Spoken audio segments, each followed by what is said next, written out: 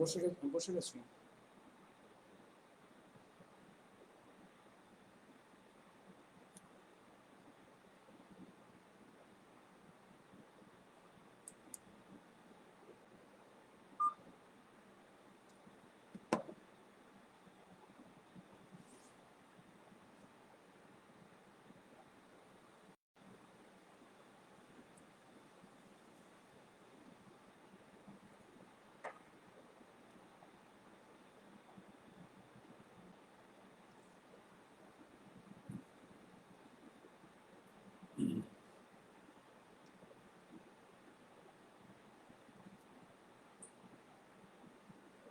Friends, good late evening. Good late evening.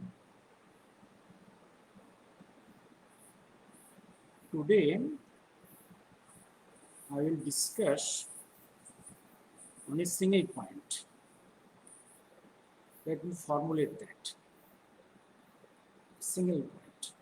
Yes, let me show you whether I am visible and audible by you. Let me show you.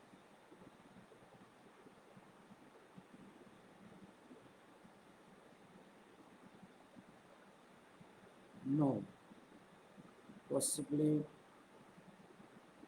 net is not good. Maybe I am not visible and audible to you. Let me share.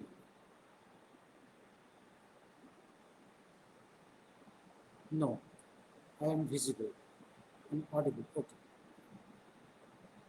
Shuddha Prakash and Hitam Vishwas, Konkona, Rita Banerjee. Late good evening. I will discuss today a single point. That single point is the Hindu-Muslim issue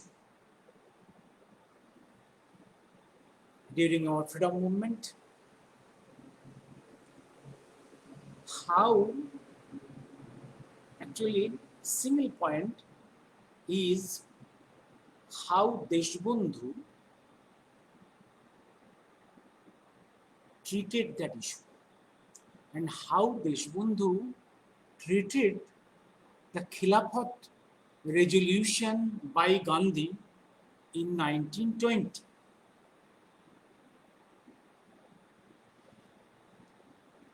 A common perception given by our writers, our historians, and biographers on Deshbandhu or Gandhi, they want to preach a story. That story is Deshbandhu had good relations with Gandhi. And also, the story they gave that on Khilafat issue, Deshbandhu and Gandhi was in concordance, an agreement. While I was preparing 150th anniversary Deshbandhu memorial speech, I looked the volumes on Deshbandhu. Only few books on Deshbandhu is available.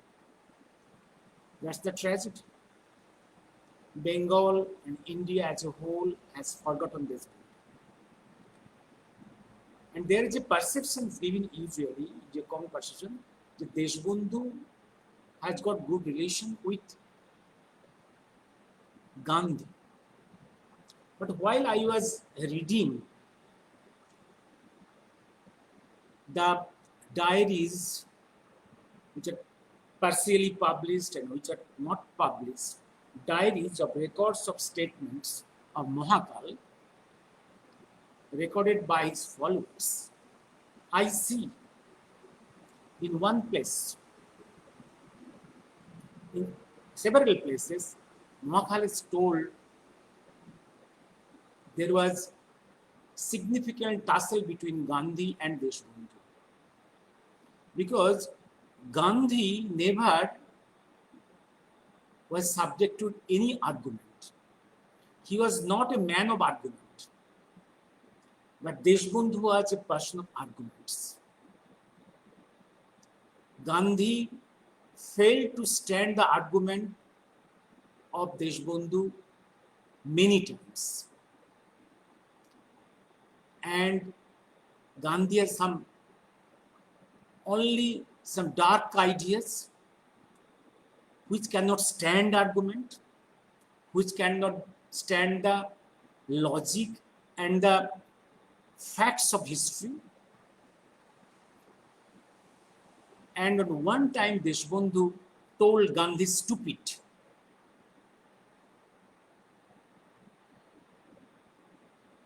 These are the statements of Mohan.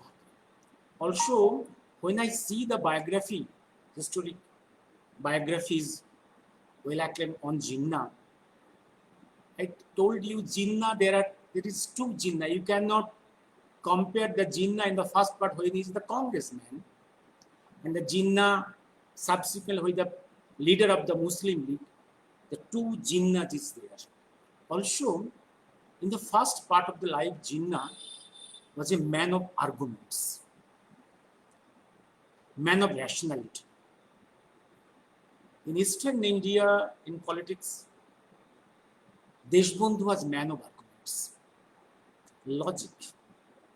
And the Western India, Jinnah was man of arguments. To both these persons, Deshbandhu on this side and Jinnah on that side, Gandhi never stood arguments, never could face the arguments.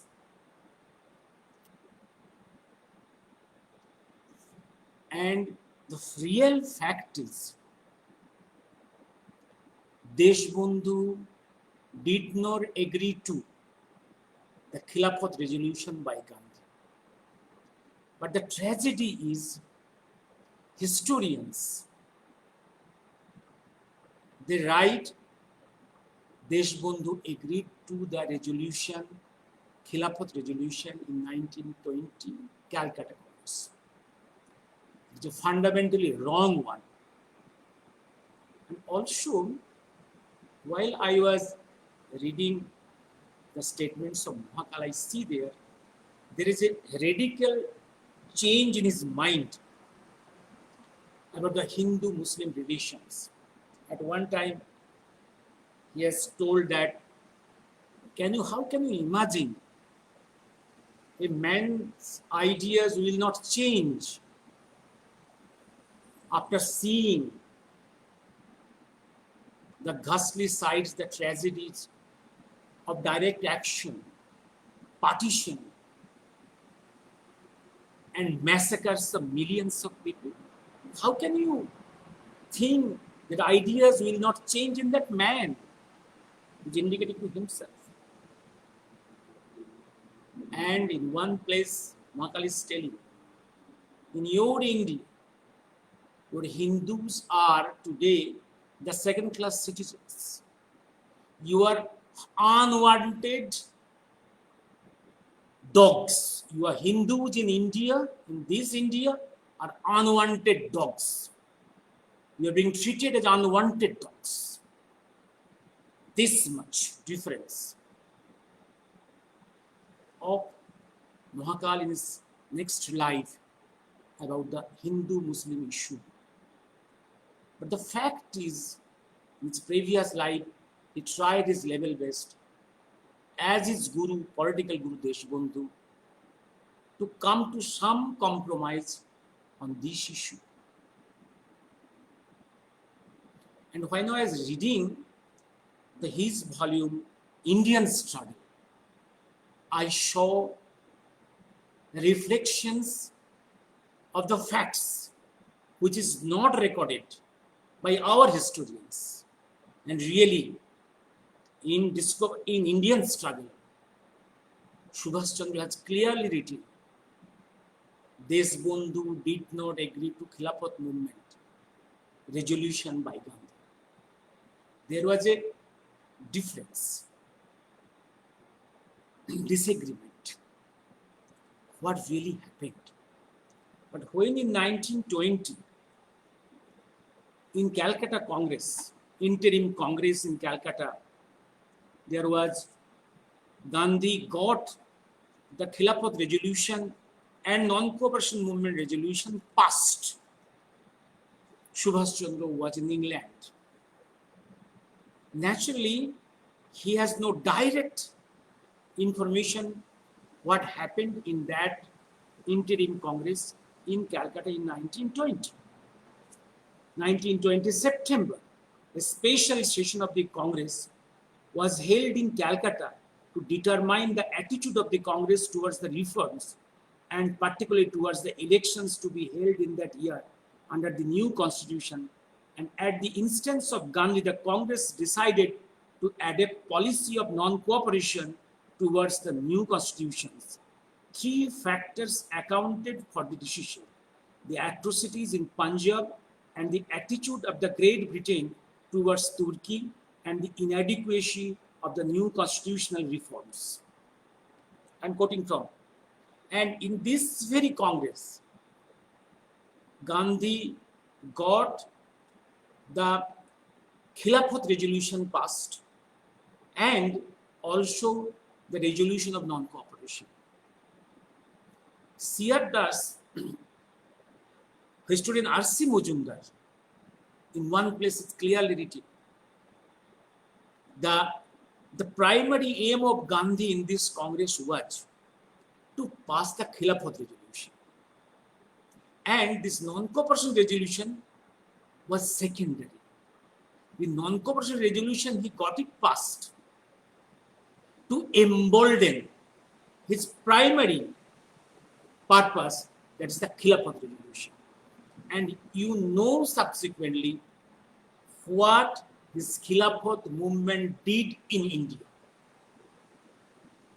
In the history of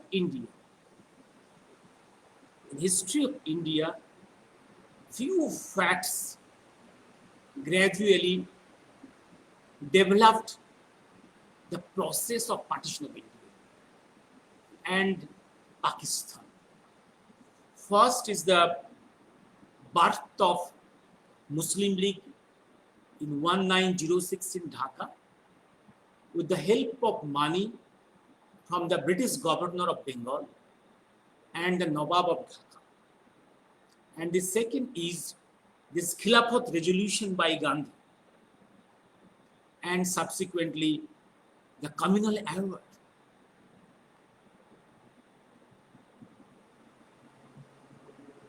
These are the steps. And I have written in one place, Gandhi, if you go through all the history volumes written particularly the foreigners, you'll come to a conclusion that Gandhi is basically a British agent. And in many places has behaved as a Muslim leader in mask, planted in Congress, and in all steps of development, he is nourishing the Islamic interest and appeasing Islamic fundamentalists and gradually helping British to partition India and leave this subcontinent peacefully. And before that, by Gandhi, all the real nationalists on the Hindu side or Muslim side was compelled to leave Congress because Gandhi has got the specific purpose. That specific purpose is on one side to hand over Congress to the Nehru dynasty step by step and to get himself projected international fame with the help of the British and European media and Indian media as the second Buddha from India. He wanted to be the spiritual guru in this country and globally as second Buddha. And this very Buddha wanted rather help British to use weapons by helping recruitment of the Indian soldiers for the British Indian Army to use arms against the people of this country here, also on the global war theaters, but never wanted any revolutionary to use the weapons against the British. That is Gandhi's. And our historians who tell that Sheer Das approved the resolution Khilafat is absolutely wrong. That is clearly written in the writings of Subhash Chandra in this volume. I am showing you that page. Yes.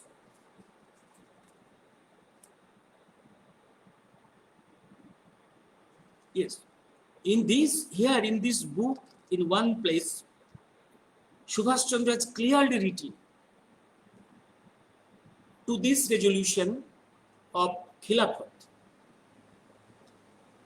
Not only Sheer Das, Annie Besant, Madan Mohan Malaviya, Bipin Chandra Pal, and many others in the Western India was against.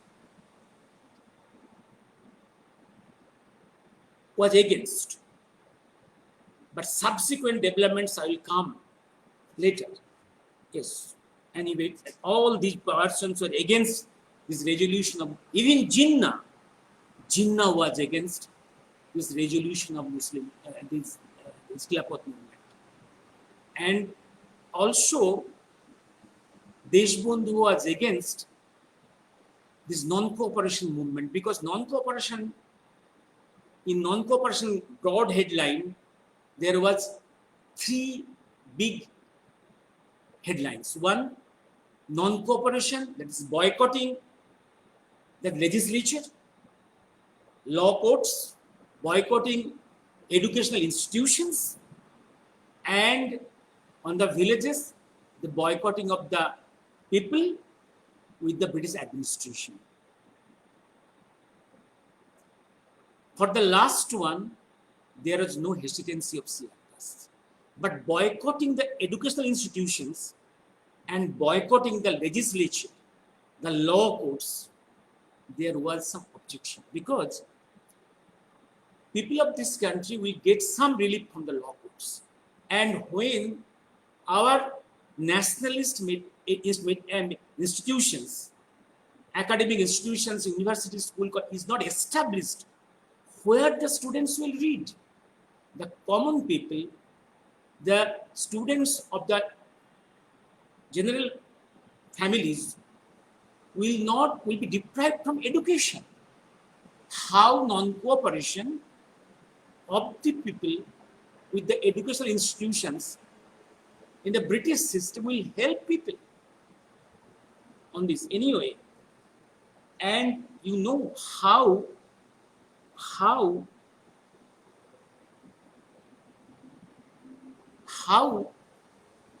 this resolution was passed. And that narrative I am giving you from another very important book, that is Stanley Wolfert's Jinnah of Pakistan. This book writer is absolutely different, much away, has no relation with Subhash Chandra. But that historic volume has clearly narrated how by muscular management, these two resolutions are passed, by bringing some Khilafat trains from west of India, by which the Khilafatis came to this session. They stormed into the platform, and at that time, there was no specific list of voters in voting for or against the resolutions.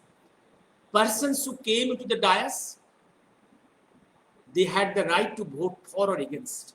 I am giving, and it's a muscular management. I am giving you that picture as Subhash Chandra was at that time not in Calcutta, he was in London. Naturally, possibly for that, he has not this vivid picture how the mechanized situation Gandhi got his resolutions passed. The Calcutta Congress, I am quoting from this page number 69 of this Stanley Wolfert's volume of Jinnah of Pakistan. The Calcutta Congress gave Gandhi his first major victory. For though his non-cooperation program was strongly opposed by Bengal's leading politicians like C.R. Das, B.C. Pal, who joined forces with Jinnah at an event. Against him, the Mahatma with Ali brothers and Motilal Nehru in his corner emerged with a clear majority mandate to lead the march against the government. Khilafat trainloads of delegates hired by Bombay's merchants, Prince Mian Muhammad Chotani, one of the Gandhi's leading supporters, had been shipped cross country to pack the Congress pandal and vote for their hero's resolution, transforming Congress into a populist political party. It marked the revolutionary shift of the Congress base of support to a lower class mass funded by wealthy Hindu, Marwari, and Muslim merchant industrialists. Lokomanno Tilak died that day. Mahatma Gandhi launched his first nationwide Satyagraha, August 1, 1920. Tilak himself refused to accept Gandhi's lead and was too orthodox Brahmin to embrace Khilafat cause. Any patient who never trusted Gandhi openly denounced the movement as a channel of hatred, while Gokhale's moderate successor at the head of the Servants of India Society, B.S. Srinivasa Shastri, considered Mahatma as a fanciful and Firoz Shah Mehta, most conservative disciple of Dinshaw Walcha, a leader of the National Liberation Federation, called Gandhi a madman. And at that time, Montagu Chelmsford, the viceroy, wrote in his diary, Gandhi is inviting pan-Islam to Indian politics. And for the first time in those days, in 1920s literature, for the first time I am seeing the word pan-Islam. Now I will quote. Now you should be very clear that C.R. Das was against this Khilafat movement resolution, and also that non-cooperation resolution. Not that on all aspects C.R. Das was against that, but particularly the boycotting of the legislature and boycotting the academic institutions. Even if you go through Ashutosh Mukherjee clearly has told that boycotting the educational institutions will harm the education of the people. But now I'll see the clear areas, clear writings on this.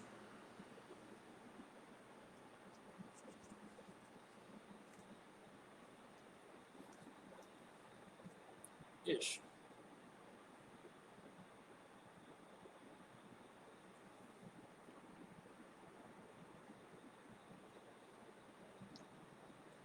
And what Subhash Chandra is in his volume Indian Struggle is writing.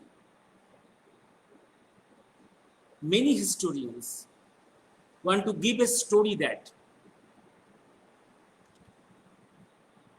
all the new techniques of movements is designed by Gandhi. That is absolutely wrong. What Subhash Chandra is writing in volume 62 of Indian Struggle. In 1905, Bengal had resorted to boycott of British goods and the state-owned educational institutions, and there had simultaneously been revival of national industries and growth of national schools and colleges, free from state interference of every kind. Moreover, leaders like B. Pal had refused to give evidence before the British law courts and on the ground that they refused to recognize their jurisdiction. Sri Aurobindo Ghosh, the leader of the external section of the nationalist movement in Bengal, extremist section of the nationalist movement in Bengal in those days, has compared this policy with the policy of the Irish Sinn Féin party. It clearly shows nothing is the invention of Gandhi. Only he has picked up all these programs from Bengal. And yes, I am quoting. Yes. Now I am quoting again. The exact line in chapter 2. Mr. C.R. Das, leader of the Calcutta Bar, who had already made a name in Indian politics, as also in Bengali literature, gave up his princely income and plunged into non-cooperation campaign. And before that, Lajpotra, yes, hello, yes, Victor. In one place, I am storm, in spite, and what was in between? In between, there was a compromise between C.R. Das and Gandhi, because within 1 year, there was already election took place to the Legislative Council. Therefore, the issue of boycotting the legislature naturally vanished. And by this time, Gandhi has got the resolutions passed. In a democratic process, you may have some objections, arguments against some resolution. But when it is passed in a normal democratic process, as a loyal member of the party, you have to obey the resolution. And therefore, C.R. Das now joined after 1 year, after compromise, the non-cooperation movement.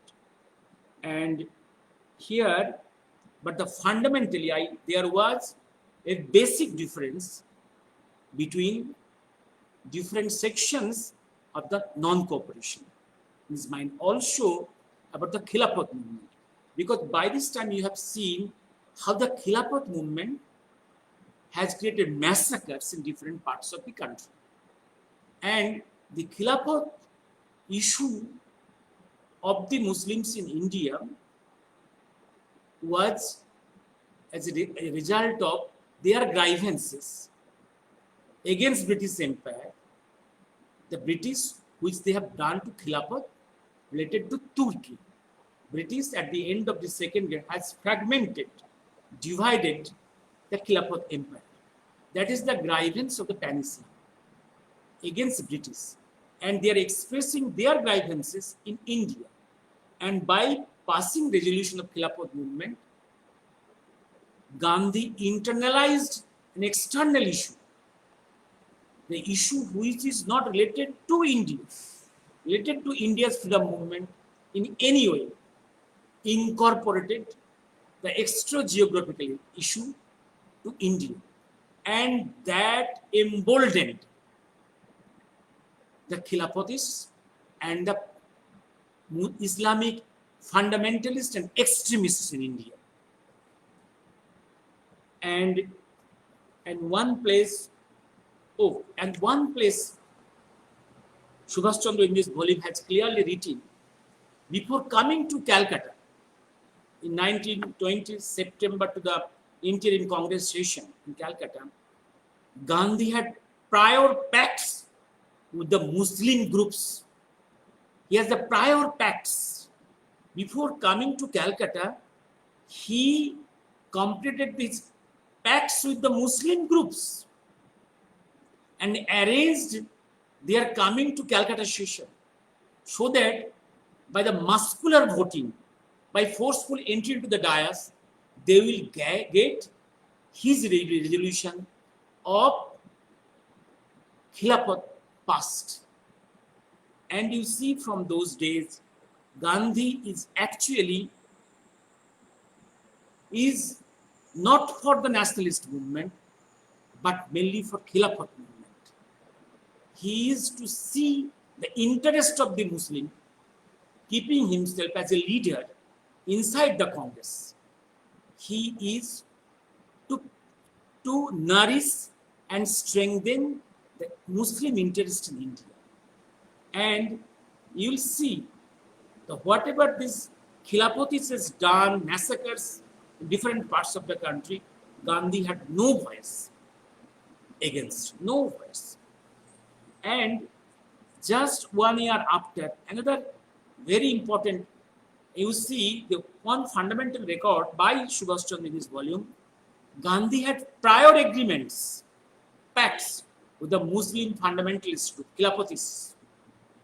And the pact is such, even if the resolution of Khilafat in Calcutta session is defeated, Gandhi will go on for Khilafat movement along with these fundamentalist sections. That is in this volume written. And another issue I will not lengthen, and your perceptions, I want to clear my perception, and if that can help you, okay, because I was when I was preparing that lecture and when I am preparing for the next volumes related to this issue, I have to take these documents into consideration. And another is very important. One opportunity came in 1921 when Lord Reading gave the offer of state autonomy. In 1921, Lord Reading gave the opportunity, gave the scope of state autonomy. And for Gandhi, the whole process was disrupted. Do you know how? I will come to this point. Let me come to this record first. Yes. Yes. Where in page number 86, Indian struggle, what Subhash Chandra is writing. It's a big writing of 3 pages on which background Lord Reading gave that offer of state autonomy.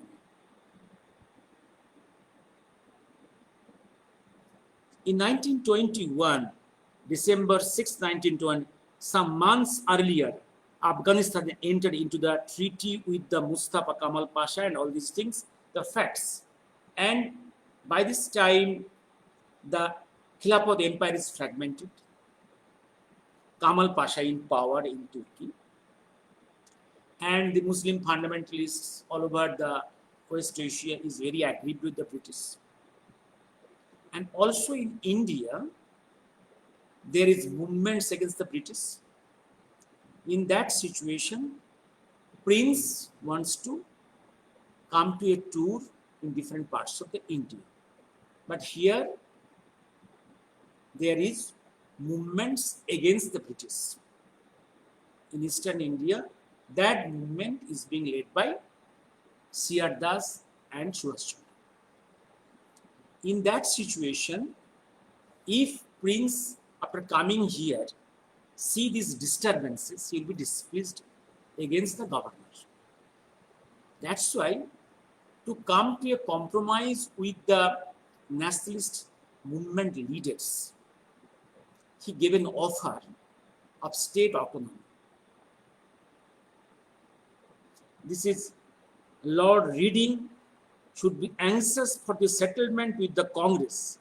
A peacemaker was found in Pandit Madan Mohan Malviya, the veteran nationalist leader who, for the reason of his own, had kept away from 1929 movement. Because Madan Mohan Malviya, I have already told, he was not agreeing to the steps of the movement of Gandhi. He kept himself away from the movement. Okay. And this Madan Mohan Malviya was sent by Viceroy Reading, and this Madan Mohan Malviya was sent to Calcutta to come with this offer of state autonomy to discuss on the issue with C.R. Das, which by this time in the jail. I am reading. He came to interview Deshbandhu in the presidency jail with a message from the Viceroy. The offer that he brought was that if Congress agreed to call up the civil disobedience, that if the Congress call up the movement immediately so that the prince's visit would not be boycotted by the public, the government would simultaneously withdraw the notifications declaring Congress volunteers illegal and release all these who had been incarcerated thereunder. They would further summon roundtable conference of the representatives of the government and the Congress to settle the future constitution of India. And here there is a clear message of giving state autonomy. The states will be given some autonomy to rule the states. The leader had a long discussion with Madan Mohan Malviya and Abul Kalam Azad in jail, the outstanding Muslim leader in Calcutta, with Pandit Malviya. Some other points had to be decided, including the question of the release of Ali brothers. The question of Ali brothers came. British agreed, Reading agreed, if they withdraw the movement, all the prisoners will be released and state autonomy will be given. But, and then C.R. Das told that C.R. agreed to that proposal. C.R. Das told Madan Mohan Malviya to talk to Gandhi. And even at this time, in one volume I am seeing, Lord Reading himself came down to Calcutta to talk to C.R. Das. But what happened?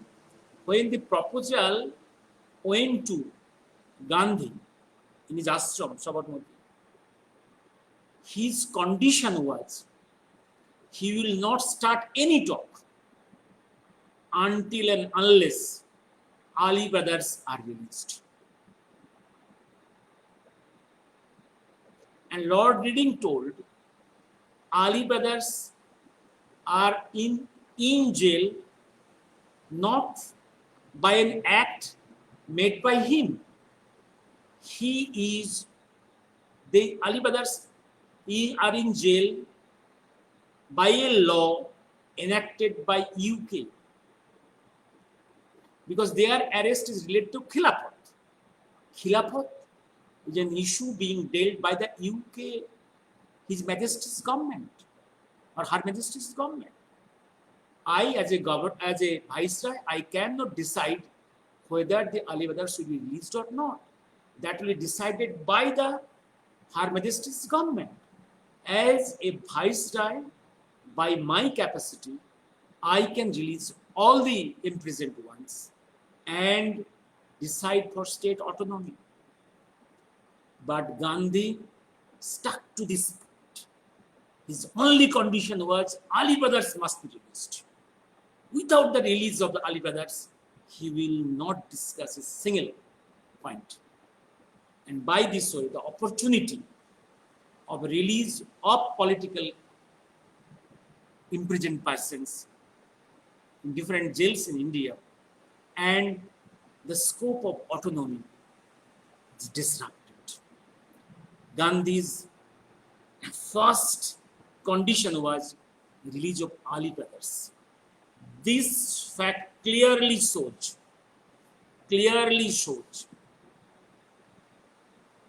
to Gandhi the question of the release of thousands of prisoners is not the priority. The autonomy of the state, a step forward towards independence, is not the priority.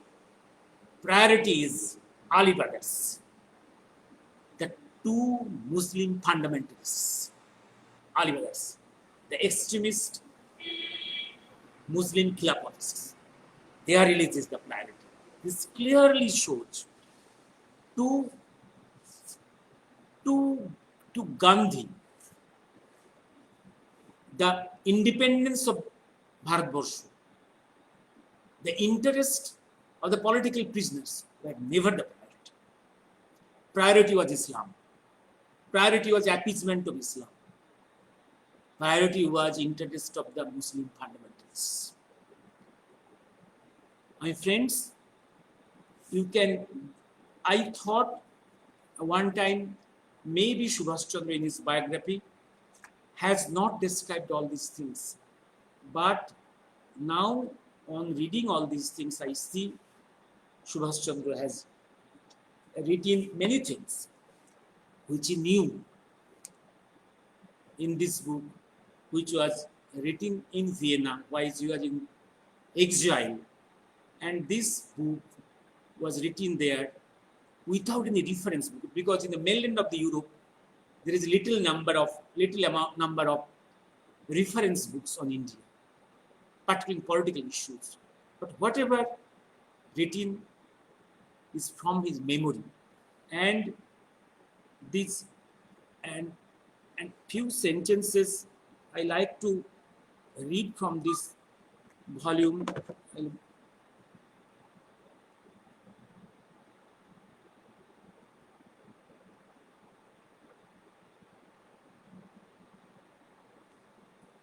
I'm reading.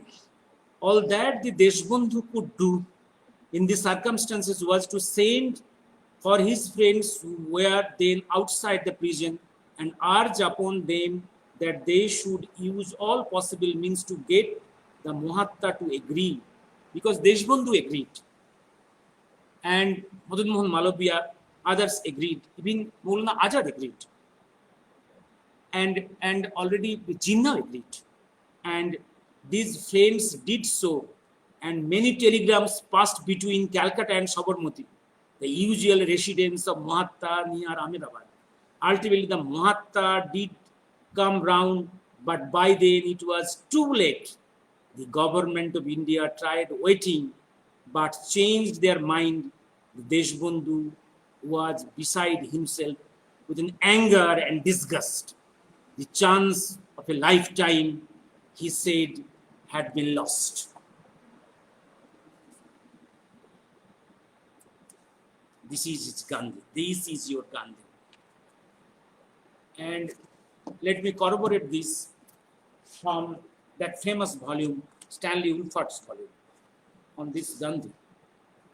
Where it is Wolf. Okay.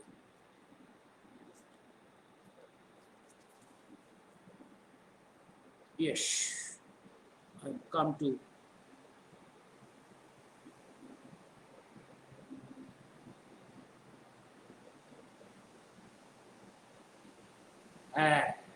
this you must I have already possibly uploaded this page in your Facebook.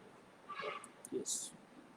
Jinnah attended the Ahmedabad Congress that December and worked with Bombay's liberal M.R. Joykar and several other moderate leaders trying to convince Gandhi to call a halt to Satyagraha in order to allow all of them to explore the new viceroy's, that is Lord Reading's promise of full provincial autonomy, and of roundtable conference to discuss the possible extension of the diarchy to the center. Gandhi pondered that remarkable viceroyal offer, silent in the deep thought for a while as Jinnah and Joykar waited.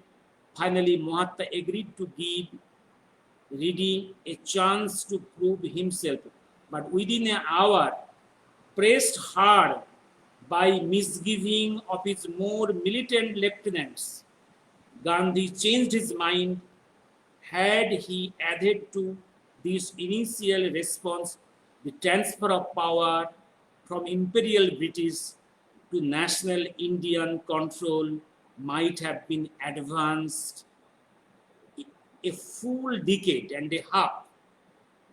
Gandhi feared, however, that Reading was trying to emasculate himself. Gandhi was afraid that possibly by this process, Lord Reading was trying to emasculate him. And by this way, the opportunities was disrupted. Gandhi stick to only one point, release of Alibats. To him, the autonomy, a step forward to the total independence. Actually, in 47, what we have got? Dominion status, nothing more. And in 1920, our Lord Reading offered that for the arrogance of Gandhi, for his love for Tanislam, and his hunger for power for herself, disrupted all opportunities. This is Gandhi. And I tell you what the books on Deshbandhu is writing, that Deshbandhu has good relation? No, absolutely not. And actually, in one place, Mahakal is telling, if I had all the records with me now, I could show you that how this Gandhi was an agent.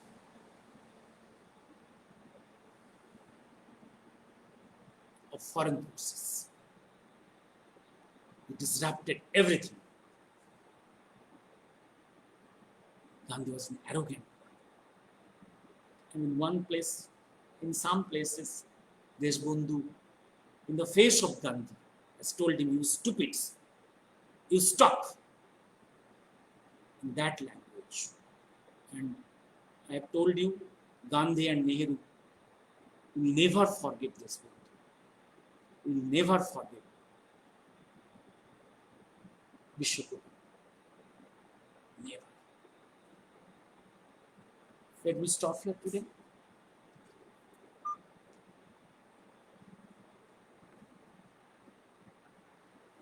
Any question? Let me stop.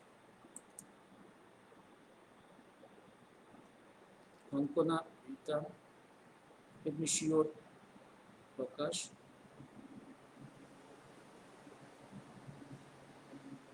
Yes, Simanto, MKG thought. Khilafat movement make the road wave the Pakistan, yes? Or no? Sir, what was the role of Hindu Mahasabha during the partition? Did Netaji reject the idealism of Hindu Mahasabha? I will discuss this issue on one day. The death of Deshbandhu benefited MKG to control as dictator. Himanto, Hitom, in this volume, Indian Struggle, written by in 1934, Subhash Chandra has described Gandhi as a dictator, and many a time dictated.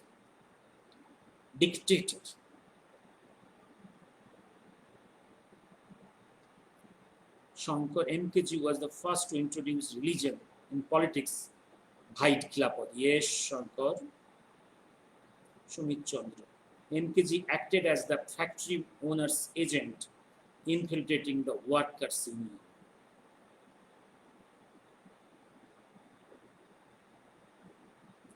Yes, factory owner's agent infiltrating the workers' union.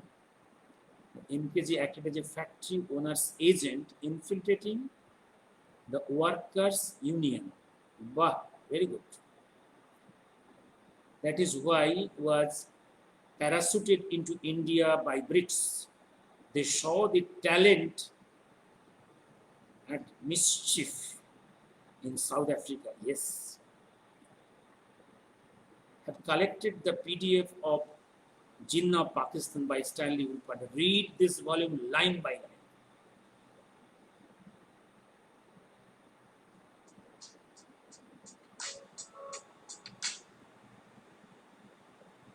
I have read, they were very nice and authentic. Yes. Gandhi made Jinnah a separate Pakistan demand. Yes.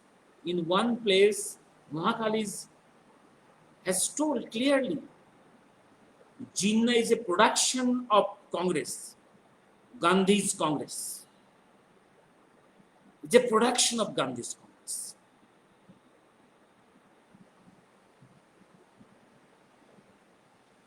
Jinnah was compelled to leave Congress and join Muslim League. And he was compelled. It is the Pakistan is indirectly a creation of Congress. Sir, through this, your help came to know about truth of history. Yes. But MKG was the most ingenious virus to infiltrate the Indian nationalist movement. Yes. Let me stop here today. Shankar, let me stop here today. Yes. Shankar, you are right. Virus has got a peculiar property. Virus has a little the cell wall. In your body, when it destroys your body, it has no separate cellular existence. It infiltrates the cell of the host. It acts from within by changing the DNA of the nuclear material of the cell. No. It works from within the cell of the host.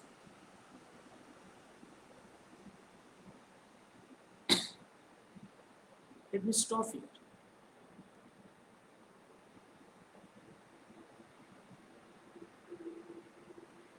Let me stop here today. Some other subject I'll try to discuss. Maybe coming 3-4 days I will not get time. I hope. And about the 15th August celebration, I have no objection. Let people celebrate it. I will not celebrate this. To me, it is a dominion status day. The governments had come some obligation. Okay, let them do it. And I will hope that let them know that let them celebrate it as they wish, but they should be taught actually what is this day. This day is the dominion status day. This is a day of victory of the allied forces against the Asian force. The defeat, the day of defeat of Japanese, and this is the day of dishonor to Asians. They want to keep this day memorable. As on this day,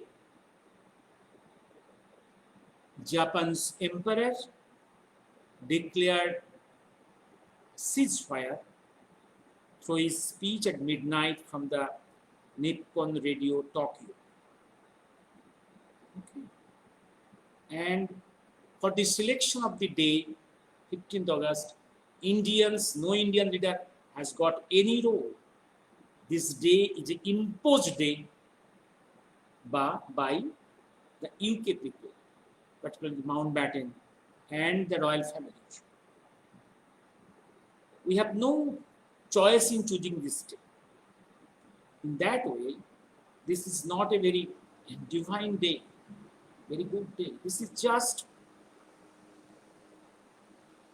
their victory day. Their victory day of British. But in one way, is of historical importance in one way, this day, somehow India got some sort of freedom, maybe half freedom with dominion status, which was offered in 1921 by Lord Reading to us. And this is for Gandhi, this notorious Gandhi. The process was disrupted. And this offer was in 1921. And after about 27 years, we got it. A different time, very distant time. In another situation of compulsion. In 1921, the UK has got a compulsion to offer us the dominion status, state autonomy. The compulsion was created by their activities in the West Asia, including Turkey. And in 1947, another situation of their compulsion was created by different international facts and a situation created by the INN, Netaji Subhash Chandra, and the naval mutiny and the post-Red Fort trial situation, people's psychological upheaval in India. It's a different situation. And let us not forget, for Gandhi, our having the state autonomy, some sort of autonomy was postponed by state autonomy was given us 15 years after the 1935 British India Act and in dominion status in 1947. State autonomy by Reading was offered in 1921. We got it in 1937 as per the British India Act 1935. And we got the dominion status in 37. They are all historical facts. We must keep remember all these things. But now we have to be ready for reconstruction of our motherland, a fashioning of a geography of our subcontinent. Our motherland was artificially and with cruelty divided. Let us reconstruct that geography for the goodness of our future generations and for the goodness of the whole humanity. Let us stop here. And one thing, the more the bigger powers in different parts of the world engage somewhere, the nationalist forces here in India will be in a better position to reconstruct our nation. Let the nation enemies, bigger enemies, who are in the outer front, outside, be engaged somewhere. And naturally, those enemies will not be able to help our anti-national forces here in India. And our nationalist forces will be in a better position to reconstruct our defined Bharat. Let me stop here.